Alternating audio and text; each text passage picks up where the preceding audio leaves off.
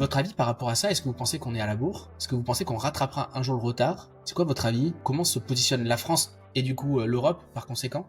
Nico, ton point de vue par rapport à ça? Oh bah ça va être une guerre bilatérale, hein. C'est les États-Unis et la Chine, et après les autres vont être des vassaux. C'est super intéressant. J'ai vu pas mal de choses à ce sujet. Par exemple, le DeepSeek, le modèle chinois, a Mm. été ultra adopté en Inde, juste à côté. Il y a plein de choses comme ça. Il y a les Émirats Arabes Unis qui veulent aussi avoir leur mot à dire là-dedans.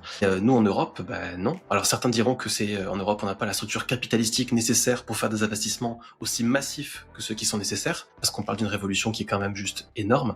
Il y a aussi un sujet entre les modèles propriétaires et les modèles open source. Parce que du coup, on peut voir aussi que l'innovation se fait différemment. Les modèles propriétaires vont pouvoir mettre beaucoup plus d'argent dans la capacité d'entraînement et des choses comme ça. Là où ceux qui sont open source vont essayer de tirer leur épingle du jeu. Et j'ai cru voir qu'en gros, c'est DeepSeek, c'est les Chinois qui ont été les plus malins à ce jeu, où en gros, ils ont réussi à utiliser des IA propriétaires pour aider à entraîner leur modèle open source.